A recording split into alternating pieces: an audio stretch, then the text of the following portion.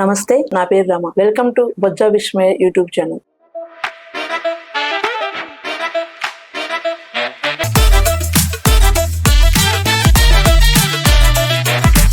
మీరు ఇందా చెప్పినట్లు ఈ మత ఘర్షణలో ఆ అమ్మాయి అబ్బాయి వేరే మతంలో చేసుకున్నప్పటికీ ఎక్కువ నష్టపోయేది మహిళలే అన్నారు. అదే ఇప్పుడు మతం పేరుతో జరిగే హింస అనేది మహిళల భద్రతపై ఎలాంటి ప్రభావం చూపిస్తుంది? మంచి ప్రశ్న. నిజానికి మన దేశంలోనే కాదు, ప్రపంచంలోనే, మరి ముఖ్యంగా మన దేశంలో మహిళలకు, వృద్ధులకు, పిల్లలకు రక్షణ లేదు. ప్రాణాలు అరిచేతిలో పెట్టుకొని బతికేటువంటి పరిస్థితి యుద్ధ సమయాలలో. ఈ రోజు ప్రపంచంలో అమెరికా ఒక దురహంకారపూరితమైనటువంటి చర్యలు చేపడతా ఉంది. ఇజ్రాయెల్ తో కలిసి ఇరాన్ పైన దాడి చేస్తా ఉంది. ఇరాన్ దేశ అధ్యక్షుడు అయతుల్లా ఖుమైనీ ని అత్యంత దుర్మార్గంగా హత్య చేశారు. అంతకు ముందు సద్దాం హుసేన్ ను కూడా అలాగనే హత్య చేశారు. ఇది పైకి కనిపించేటువంటిది, కానీ నిజానికి వాళ్ళ దోపిడిని కాపాడుకోవటం కోసం, వాళ్ళ అధికారాలను కాపాడుకోవటం కోసం, వాళ్ళ మిలిటరీ యుద్ధ స్థావరాలను విస్తరింపజేసుకోవటం కోసం, ఆయిల్ పై వాళ్ళ ఆధిపత్యాన్ని నిలబెట్టుకోవటం కోసం అమెరికన్ సామ్రాజ్యవాదులు, ట్రంప్ నాయకత్వంలో ఉండేటువంటి అమెరికన్ ప్రభుత్వం ఈ దాడులకు ఇజ్రాయెల్ కు మద్దతిస్తూ ఇరాన్ పైన దాడి చేస్తా ఉంది. జనరల్ గా అనుకుంటారు ఇరాన్ వాళ్ళంతా ముస్లింలని, ఇజ్రాయెల్ వాళ్ళంతా క్రిస్టియన్లని, అమెరికా వాళ్ళంతా క్రిస్టియన్లని. అందుకని ఇది క్రిస్టియన్ ముస్లింల మధ్య ఘర్షణ లేక దాడి లేక యుద్ధం అని అనుకుంటారు. కానీ వాస్తవానికి క్రిస్టియన్ ముస్లింల మధ్యలో కాదు, ఇది ఆయిల్ సంపద కోసం యుద్ధం. ఇది అగ్రరాజ్యం యొక్క అమెరికా యొక్క సైన్యాన్ని మోహరింపజేయడానికి, తమ ఆయుధాలను అమ్ముకోవటానికి యుద్ధాలను ప్రేరేపిస్తున్నటువంటి దానికి ఒక నిదర్శనం. ఇది తాను ప్రపంచ పోలీసుగా, ప్రపంచ మొనగాడుగా ఉంటూ ప్రపంచ దేశాలన్నిటి భయపెట్టి మేము చెప్పినట్టు పేరు విధాలే, లేకపోతే మీ అంతు చూస్తాం అనేటువంటి ఒక అహంకారానికి నిదర్శనం. కాబట్టి ఇలాంటి దాడులు జరుగుతున్న సందర్భంలో అక్కడ మహిళల పరిస్థితి, పిల్లల పరిస్థితి. నిన్న చూడు, ఇరాన్ పాఠశాలల మీద బాంబులు వేస్తే సుమారు 700 మంది పిల్లలని, 70 మంది పిల్లలని, ఇట్లా 770 సరైన సంఖ్య మనకు రాకపోయినప్పటికీ కూడా పిల్లలు చనిపోయారు, పౌరులు చనిపోయారు. ఎందుకు ఈ దాడి జరుగుతా ఉంది? ఇక మహిళల పైన జరుగుతున్నటువంటి లైంగిక దీన్ని అవకాశంగా చూసుకొని మిలిటరీ మహిళల పైన లైంగిక దాడులు చేస్తాయి. ఆ విధంగా అనేక మంది మహిళలు, అనేక మంది అమ్మాయిలు, మైనర్లు కూడా అత్యాచారాలకు గురవుతున్నటువంటి పరిస్థితి యుద్ధ సమయంలో మనం చూస్తాం. అంతెందుకు, యుద్ధ సమయం దాకా ఎందుకు, మన భారతదేశంలో గుజరాత్ లో అల్లర్లు జరిగాయి, మత ఘర్షణలు జరిగి అల్లర్లు జరిగాయి. ఢిల్లీలో మత ఘర్షణలు జరిగి అల్లర్లు జరిగాయి. మణిపూర్ లో మత ఘర్షణలు జరిగి అల్లర్లు జరిగాయి. అప్పుడు ఏం జరిగింది? మహిళల పైన ఎలాంటి అఘాయిత్యాలు చేశారో మనం బహిరంగంగా చూసాం. కాబట్టి ఈ సమయాల్లో మహిళల పైన ఎలాంటి ప్రభావం కలిగిస్తుందంటే, కేవలం అంటే వాళ్ళ శరీరం యుద్ధ భూమిగా మారుతా ఉంది.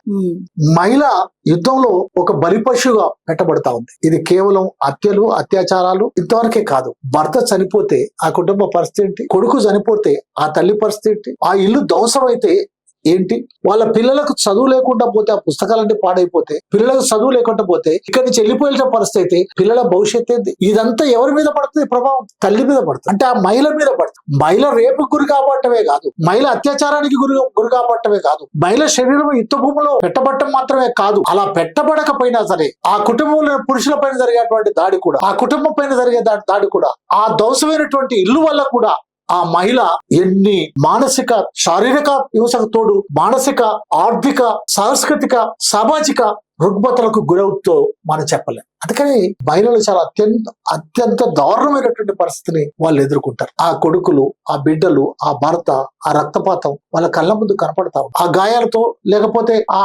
అంగవైకల్యంతో ఆ ఇంట్లో వాళ్ళు ఉంటే, వాళ్ళు ఇక్కడ దాకా గడప దాటినటువంటి మహిళ ఇలా ఇల్లును కాపాడుకోవడానికి కూలి చేయాల్సినటువంటి పరిస్థితి. ఇంకా కొన్ని సందర్భాల్లో తనను తాను అమ్ముకునైనా సరే, తన శరీరాన్ని అమ్ముకుైనా సరే, తన బిడ్డలకు పాలు కొనుక్కో రావాల్సినటువంటి పరిస్థితి. అందుకని మత ఘర్షణలు జరుగుతున్నప్పుడు మహిళల యొక్క ఎన్ని రకాల మహిళలు దాడులకు గురిగా పడతారో, ఎన్ని రకాల హింసకు గురిగా పడతారో మనం ఎంత చెప్పినా గానీ తక్కువే.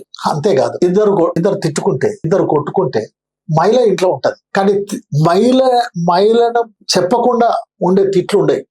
నీ అమ్మ అనే కాడిచి మొదలవుతుంది, నీ అక్క, నీ అవ్వ అనే కాడిచి మొదలవుతుంది. ఇక ఎట్లా తిడతారో కూడా మనకు అర్థం కాదు. ఆమె ఏం చేసింది? మీరిద్దరు, ఈ మగవాళ్ళు ఇద్దరు కొట్లాడతారు, ఈ మగవాళ్ళిద్దరు తిట్టుకుంటారు. ఆ స్త్రీ ఏం చేసింది? ఇంట్లో ఉన్న స్త్రీ ఆమె ఎందుకు తీసుకొచ్చింది తిట్లకు? అంటే స్త్రీని ఉచ్చరించలేని తిట్టు లేదు. ఇక పరమతస్తులైతే వీళ్ళకి ఏం లేదు, వీళ్ళు అదే పని చేస్తారు. ఎప్పుడు వీళ్ళు అట్లా చేసి వీళ్ళు బతికిస్తారు, వీళ్ళు వాళ్ళకి అమ్ముకుంటారు, వీళ్ళకి అమ్ముకుంటారు, పసిపిల్లల్ని అమ్ముతారు అని రకరకాల వాళ్ళ పైన అట్లాంటి అబద్ధాలు వేస్తుంటారు. అట్లా కూడా మహిళ మానసికంగా కుంగిపోద్ది. శారీరకంగానే కాదు, కుటుంబ పరంగానే కాదు, సామాజికంగానే కాదు, ఆర్థికంగానే కాదు, ఈ విధంగా కూడా ఆమె దాడులకు గురవుతుంది. ఇక దీంతో బిడ్డని చదవద్దిగా, చదువు బంద్ చేయ బిడ్డ, చదువు బంద్ చేయ, పరిస్థితి బాగలేదు, బయటికి పోతే పలానా వాళ్ళ అమ్మాయి అని తెలిస్తే, పలానా మతం అని తెలిస్తే నీ పైన దాడి జరిగే పరిస్థితి. ఏం చేస్తారో తెలియదు. పిల్లల చదువులు బంద్, కూలికి పంపరు, పిల్లల చదువులు బంద్, ఉద్యోగాలకు పంపరు, పిల్లల ఉద్యోగాలు బంద్, పిల్లల్ని తిరగనియరు, వాళ్ళ స్వేచ్ఛ బంద్.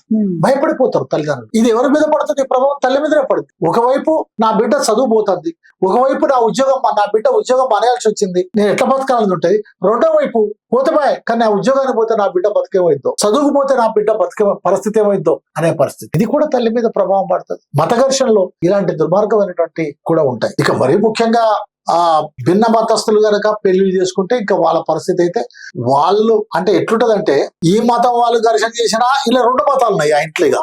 భార్యది ఒక మతం, భర్తది ఒక మతం. వాళ్ళు వీళ్ళ మీద దాడి చేస్తారు, వీళ్ళు వాళ్ళ మీద దాడి చేస్తారు. ఎందుకంటే రెండు మతాలు ఉన్నాయి అలా. ఇక వాళ్ళ పరిస్థితి అయితే ఇంకా దారుణమైనటువంటి పరిస్థితి, చెప్పలేని పరిస్థితి. మరి మహిళల కోసం చట్టాలు లేవా? మహిళల కోసం పోలీసు లేదా అంటే, పోలీస్ స్టేషన్లనే చెప్పుకొని పోతే చేసేసిరనే పరిస్థితి ఎన్ని చూసాం, ఎన్ని కేసులు నడిచినాయి, ఎన్ని పోలీస్ స్టేషన్లలో ఏం జరిగినాయి అది కూడా తెలుసు. ఆ స్టేషన్ లో ఉండేటువంటి అధికారి ఒక మతస్థుడైతే, ఇంకో మతస్థురాలు ఫిర్యాదుకు పోతే కథమే. ఆ పోలీస్ స్టేషన్ లో ఉండేటువంటి ఆ పోలీస్ అధికారి ఒక మతస్థురాలైతే, ఇంకో మతస్థుడు ఫిర్యాదుకు పోతే అంతే. సో అందుకని అక్కడ కూడా న్యాయం జరుగుతుంది. చట్టాలు ఉన్నప్పటికీ కూడా అవన్నీ చట్టుబండలు అయిపోతున్నాయి. ఫిర్యాదులు ఇస్తే ఫిర్యాదు ఎవడు తీసుకోడు, దరఖాస్తు ఇస్తే దరఖాస్తు ఎవడు తీసుకోడు, ఎవరు కేసులు పెట్టరు. చివరికి కేసు పెట్టాలి, దరఖాస్తు తీసుకోవాలి అని కోర్టులకు పోయి కోర్టుల నుంచి ఆర్డర్ తెస్తే కూడా ఆ మనిషి దొరుకుతలేడు, ఆ మనిషి లేడు అని చెప్తారు. ఆ విధంగా ఉన్నావ రేప్ కేసు మనం చూసాం. అటువంటి వాళ్ళకు బెయిల్స్ ఇచ్చి తీసుకొచ్చింది మనం చూసాం. శిక్షలు తగ్గించినటువంటి ఘటన మనం చూసాం. అయితే ఇప్పుడున్న పరిస్థితుల రీత్యా భిన్న మతాల మధ్య మత సామరస్యం అనేది సాధ్యమవుతుందంటారా? భిన్న మతాల మధ్య మత సామరస్యం సాధ్యమవుతుందంటారా? దీనిపైన భిన్న అభిప్రాయాలు ఉన్నాయి. అసలు సాధ్యమే కాదు అనేటోళ్ళు కొందరు, ఎందుకు సాధ్యం కాదు అనేటోళ్ళు కొందరు, ఇంకా కొందరు అన్ని మతాల సారం మానవ పరిణామమే కదా, మంచి మనిషిగా తీర్చిదిద్దటమే కదా, సర్వమానవ సమానత్వమే కదా, కాబట్టి అనేటోళ్ళు కొందరు. కానీ చెప్పటానికి మాత్రం ఇవన్నీ చాలా అందంగా ఉంటాయి, వెరీ బ్యూటిఫుల్ గా ఉంటాయి. సర్వమత సమానత్వం కాదని ఎవరైనా అంటారో చూడండి, ఎవరన్నా. మా మతం మనుషుల కోసమే, మా మతం సమాజం కోసమే, మా మతం మంచి కోసమే అని అంటారు తప్ప అందుకు కాదని ఎవరు చెప్పరు. మరి నిజంగా అదే అయినప్పుడు ఎందుకు సామరస్యం రాదు? అన్ని మతాల యొక్క లక్ష్యం అదే అయినప్పుడు ఎవరి మతాన్ని వాళ్ళు ప్రచారం చేసుకోవచ్చు, ఎవరికి ఇష్టమైతే వాళ్ళు ఆ మతాన్ని స్వీకరిస్తారు. ఘర్షణలు ఎందుకు వస్తాయి? కానీ ఈ మతం ప్రచారం చేయడానికి వీల్లేదు, ఈ మతం మైకు పెడతానికి వీల్లేదు, ఈ మతం ఇంకోటి చేయడానికి వీల్లేదు, ఈ మతం ఇట్లా చేయడానికి వీల్లేదు. అరే ఎందుకు ఈ ఆంక్షలు? కాబట్టి మతంలో రాజకీయం జోడించినంత కాలం, మతానికి రాజకీయాలు జోడించినంత కాలం ఒక రకంగా సామరస్యం సాధ్యమే. మతానికి ఎప్పుడైతే రాజకీయం జోడిస్తారో అప్పుడు మత సామరస్యం సాధ్యం కాదు. కానీ ఇప్పుడు పరిస్థితుల్లో రాజకీయం అంటేనే మతం నుంచి కులం నుంచి వస్తున్నాయి కదా, అంతే కదా.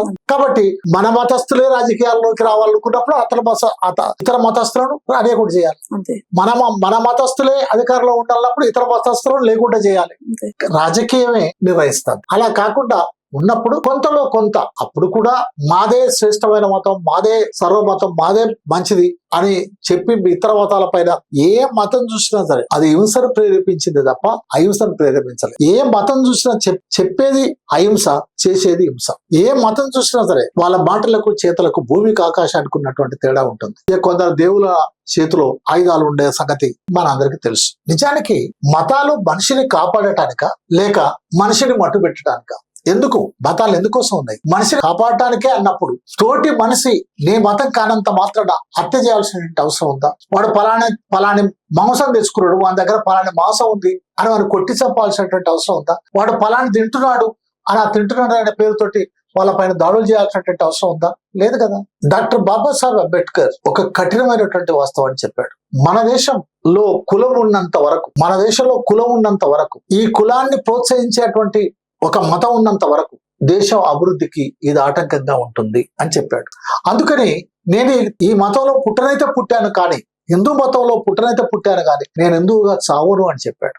చెప్పి ఆయన బౌద్ధ మతాన్ని స్వీకరించాడు. అందుకని ఈ రోజు అలాంటి బౌద్ధులను ఊచకోసకొచ్చింది ఎవరు? అలాంటి బౌద్ధ బిక్కులను, లక్షలాది బిక్కులను ధ్వంసం చేసింది ఎవరు? బౌద్ధ ఆరామాలను కూలగొట్టి అక్కడ గుళ్ళు కట్టింది ఎవరు? బౌద్ధ రాజులైనటువంటి మౌర్య చక్రవర్తిని గాని, అశోక చక్రవర్తిని గాని ఎవరి చేత హత్య చేయించారు అని చూసినప్పుడు అత్యంత దారుణమైనటువంటి పరిస్థితి మనకు కనపడుతుంది. అందుకని నిజంగా మానవుల కోసమే మతం అని అనుకుంటే, మానవ అభివృద్ధి కోసమే మతం అనుకుంటే, సమాజం కోసమే మతం అనుకుంటే ఇలాంటివి జరగాయి. సాధ్యమా అంటే సాధ్యమే అనేటటువంటి కూడా ఉన్నాయి. ఉదాహరణకి మన దేశంలోనే, మన రాష్ట్రంలోనే హైదరాబాద్ లో పాత బస్తీలో చార్మినార్ ఉంటుంది. చార్మినార్ పక్కనే శ్రీ భాగ్యలక్ష్మి దేవాలయం ఉంటుంది. అయినా అక్కడ మెజారిటీ ముస్లింలు ఉన్నారు. ఇప్పుడు హిందువులు కూడా ఉన్నారు. కానీ కలిసి వాళ్ళు చేసుకుంటున్నారు, వీళ్ళు చేసుకుంటున్నారు. దాని పక్కనే మక్కా మసీద్ ఉంటుంది. రంజాన్ తదితర పండుగ రోజుల్లో వాళ్ళు, ఇతర పండుగ హనుమాన్ చాలీసా తదితర పండుగ రోజుల్లో వీళ్ళు కొన్ని వందల మందిని, వేల మందిని ప్రదర్శనలు చేస్తున్నారు. అయినా శాంతియుతంగా ఉంటుంది. అట్లాగనే చాలా గుళ్ళల్లో ఇటువైపు మసీదు, అటువైపు గుళ్ళు ఉన్నటువంటి పరిస్థితి కూడా ఉంది. ఇంతెందుకు, రాజరాజేశ్వరి దేవాలయం బాగా పేరుగొన్నటువంటి వేములవాడ దేవాలయంలో రాజరాజేశ్వరి దేవుడు ఉంటాడు. ఆ దేవుడు ఎదురుగానే ఒక దర్గా ఉంటది. అలానే గర్భగుడిలోనే ఒక దర్గా ఉంటది. అది నిన్నడో ఇయ్యాల్లో పెట్టింది కాదు, కొన్ని వందల సంవత్సరాలుగా కొనసాగుతారు. ఇవాళ కొంతమంది ఆ దర్గాను తీసేయాలి అని చెప్పి ఆందోళన చేసి కోర్టు దాకా పోయి ప్రభుత్వం పైన ఒత్తిడి తీస్తున్నటువంటి పరిస్థితి ఉంది. అలాగనే ఇండోనేషియాలో హిందువులు ఉంటారు, క్రైస్తవులు ఉంటారు, బౌద్ధులు ఉంటారు. వీళ్ళందరూ కలిసి సామరస్యంగా జీవిస్తున్నారు. అలాగే చాలా దేశాలలో కూడా ఈ రోజు అమెరికా కానీ మిగతా దేశాలలో భారతదేశీయులు పోయి అక్కడ గుళ్ళు కడుతున్నారు. వాళ్ళదేమి హిందూ మతం కాదు, అయినా వాళ్ళు ఆ మత సహనాన్ని పాటిస్తున్నారు. మనం ఎందుకు ఇట్లా పాటించాం? మనకెందుకు అది సాధ్యం కాదు? కొన్ని ప్రపంచంలోనే అత్యధిక పెద్దగా ఉండేటువంటి టెంపుల్స్ కూడా అక్కడ నిర్మించబడుతున్నాయి. No problem, they can do. ప్రభుత్వాలు అనుమతిస్తున్నాయి. కానీ ఇక్కడ ఆ చర్చిలు ఉండడానికి వీల్లేదని దాడులు జరుగుతున్నది. కానీ ఇక్కడ ఆ మసీదులు ఉండడానికి వీల్లేదని దాడులు జరుగుతున్నటువంటి. కానీ ఇక్కడ ఇంకో రకమైనటువంటి దారుణమైనటువంటి పరిస్థితులు ఉన్నాయి. కాబట్టి సామరస్యం అనేది ఎందుకు ఉంటుంది? ఇతర దేశాలు పాటిస్తున్నప్పుడు మనం ఎందుకు పాటించాం? అందుకే స్వాతంత్ర పోరాటంలో గానే మహాత్మా గాంధీ చెప్పాడు, సర్వ మతాలన్నీ సమభావంగా ఉండాలి అని. నేను హిందువును కానీ, నేను క్రిస్టియన్ని, నేను ముస్లింను, నేను ఎవరిని ద్వేషించను అని చెప్పాడు. అలాగే జవహర్ లాల్ నెహ్రూ మన దేశం యొక్క మొదటి ప్రధానమంత్రి. ఆయన మత సామరస్యాన్ని కాపాడటానికి ఆయన ప్రయత్నం చేశాడు. మతం వేరు, అది నీ వ్యక్తిగతం, కానీ రాజకీయం వేరు అని చెప్పాడు. పరిపాలనలో మతాన్ని తీసుకురావద్దని చెప్పాడు. అంబేద్కర్ ఎనిలేషన్ ఆఫ్ కాస్ట్ లో చెప్పాడు. అందుకని ఎవరి మతాన్ని వాళ్ళు గౌరవించుకున్నంత కాలం, ఒకరి మతాన్ని ద్వేషించినంత కాలం, ఎవరి ఆచారాలు సాంప్రదాయాలు కట్టుబాట్లకు వాళ్ళు కట్టుబడి ఉన్నంత కాలం, ఒకరి ఆచారాలు సాంప్రదాయాలు కట్టుబాట్లను వ్యతిరేకించినంత కాలం, అందరూ భారత రాజ్యాంగానికి కట్టుబడి ఉన్నంత కాలం మత సామరస్యాన్ని కాపాడటం సమస్య కాదు, పెద్ద సమస్యనే కాదు, కాపాడొచ్చు. కానీ ఎప్పుడైతే మతంలో రాజకీయం జోక్యం చేసుకుంటుందో, ఎప్పుడైతే అధికారంలోకి మతాన్ని వాడుకుంటారో అప్పుడు మాత్రమే ఈ సమస్య అంతా ఎదురవుతుంది. అలాంటి పరిస్థితి ఇలా కేంద్ర ప్రభుత్వం ఎదుర్కొంటుంది. అలాంటి పరిస్థితి ఈ రోజు నరేంద్ర మోడీ ఎదుర్కొంటున్నాడు. అలాంటి పరిస్థితి ఈ రోజు ప్రతి ఒక్కరూ ఆ ప్రభుత్వం వైపు చూపిస్తున్నారు. మొత్తం దేశ ప్రజలందరికీ బాధ్యత వహించి నాయకత్వం వహించాల్సినటువంటి మీరు, రాజ్యాంగాన్ని కాపాడాల్సినటువంటి మీరు ఒక మత ప్రచారకులుగా మారిపోవద్దు. మత సాంప్రదాయాలు, ఆచారాలు, కట్టుబాట్లు దేశ ప్రజలందరిపై బలవంతంగా ఉండే అటువంటి పరిస్థితి ఉండకూడదు అని ఇలా ప్రజలు కోరుకుంటున్నారు. అందుకని మత సామరస్యం అనేది సాధ్యమే, సాధ్యం కాకుంటే ఏమి ఉండదు. మతం అనేది మనిషి జీవితంలో ఎలాంటి ప్రభావం చూపిస్తుంది అనే అంశంపై మాకు